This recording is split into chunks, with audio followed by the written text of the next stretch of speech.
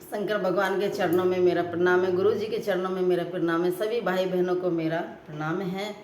तो आइएगा कथा सुनते हैं कि सीता माता ने राजा दशरथ जी के पिंडदान क्यों किया था। कि राम और लक्ष्मण सीता माता वनवास को गए थे, कुछ उनके वियोग में श्री दशरथ जी ने प्राण त्याग दिए। राम और लक्ष्मण जी को ये समाचार मिले कि आपके पिताजी नहीं रहे थे। राम और लक्ष्मण जी गया जी आए थे और वहाँ पंडित जी से सामग्री पिंडदान के लिए सामग्री लिखवाने लगे। तो सामग्री लेने के लिए श्री राम जी ने लक्ष्मण जी को भेज दिया। उधर पंडित जी बार बार कह रहे थे कि आप जल्दी सामग्री लेके आओ, मुहूर्त निकला जा रहा है। तब श्री राम जी लक्ष्मण जी को देखने के लिए जाते हैं। फिर पंडित जी कहते हैं कि समय निकला जा रहा है और राम लक्ष्मण अभी नहीं आए हैं। तब सीता माता कहती है कि पंडित जी आप पूजा चालू करो, सामग्री लाते ही होंगे। ब्राह्मण देवता पूजा चालू कर देते हैं, फिर भी राम लक्ष्मण नहीं आके पहुंचते हैं। तो सीता माता फिर राजा दशरथ जी ने सीता माता को दर्शन दिए और बोले कि हे पुत्री, मुझे भूख लग रही है और मेरे पीछे और भी आ रहे हैं, आप जल्दी सी मुझे पिंडदान दे दो। सीता माता कहती है, हे पिताश्री, आपके पुत्र सामग्री लेने के लिए गए हैं, मेरे पास तो यहाँ कुछ भी सामान नहीं है पिंडदान के लिए। राजा दशरथ जी कहते हैं कि हे पुत्री, ये बालू रेती है, ये बालू रेती का ही पिंडदान आप मुझे अर्पण कर दो, मुझे भूख लग रही है, नहीं तो मैं भूखा ही चला जाऊंगा और समय भी बहुत कम है। सीता माता बालू रेती का पिंडदान बना के और देती है, पंडित जी को पूजा करवाती है और श्री राम दशरथ जी हाथ में ले लेते हैं और बहुत ही प्रसन्न होते हैं सीता माता पे। जैसे ही पूजा करके समाप्त होती है, इतनी देर में राम और लक्ष्मण सामग्री लेके आ जाते हैं। वहाँ आकर के नहीं सारा समाचार वे सुनते हैं। तब सीता माता ने साक्षी रखे थे, 5 पिंडदान दिए थे। उस टाइम वट वृक्ष था, कौआ था और फाल्गु नदी थी, ब्राह्मण देवता और वहाँ पे गाय थी। तब सीता माता ने श्री राम जी को सारा समाचार बताया। तो श्री राम जी उनकी बातों पे कोई विश्वास नहीं कर रहा। वो कहता है कि नहीं, आपने पिंडदान नहीं किए हैं। सीता माता बार बार कहती है कि मैंने पिंडदान कर चुकी हूँ, आपके पिताश्री भूखे नहीं गए हैं। तब नहीं मानी तो सीता माता ने उन गवाहों को बुलाया। तो गाय माता को बुलाई। गाय माता ने उससे पूछी कि गाय माता, आपके सामने मैंने पिंडदान पिताजी को अर्पित किए हैं, आप बताइएगा।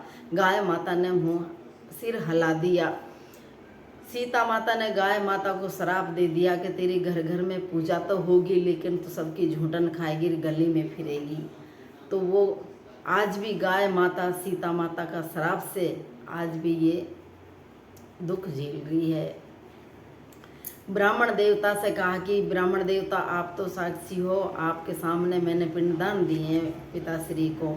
ब्राह्मण ने भी मना कर दिया। सीता माता ने उनको भी श्राप दे दिया। बोले कि हे ब्राह्मण देवता, आपके पास कितना भी धन आ जाएगा, लेकिन आप उस धन से कभी संतुष्टि नहीं मिलेगी, फिर भी आप भूखा ही रहोगे।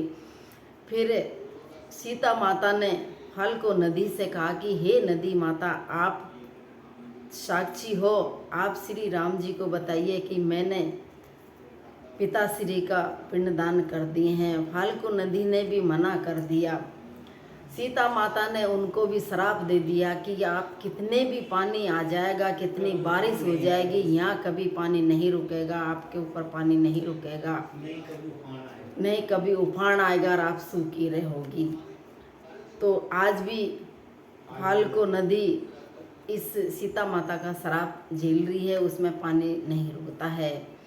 फिर कौआ से बोली, हे कौआ, आप तो साक्षी थे, आप तो श्री राम जी को बताओ, मैंने ससुर जी के पिंडदान कर दिए हैं। कौआ ने भी मना कर दिया।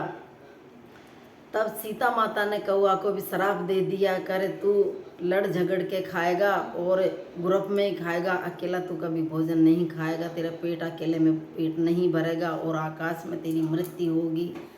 ये कौआ आज भी सीता माता का श्राप झेल रहा है। सीता माता के पक्ष में वट वृक्ष बोला था। सारा चारों उनको राम जी का क्रोध देख करके नहीं, सबने राम जी का पक्ष लिया था। वट वृक्ष ने सीता माता का पक्ष लिया था। सीता माता ने हाँ करी थी कि मेरे सामने सीता माता ने पिंडदान किए हैं। तब सीता माता ने वट वृक्ष को आशीर्वाद दे दिया और युग युग तोड़ी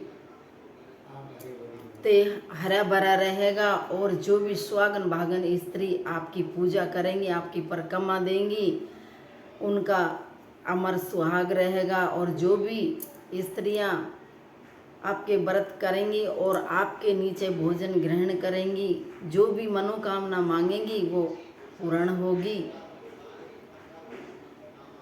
तो देखो वट वृक्ष सीता माता का पक्ष में है और आज भी उसकी आयु बहुत लंबी है। अमर अमर वरदान मिला हुआ है सीता माता का, उसको अभी हरा भरा रहता है। तो देखो कभी भी कितना भी संकट आ जाए, कितना भी कुछ भी हो जाए, लेकिन झूठ कभी नहीं बोलनी चाहिए। झूठ का परिणाम बहुत गलत रहता है, तो झूठ नहीं बोलनी चाहिए। जय श्री राम।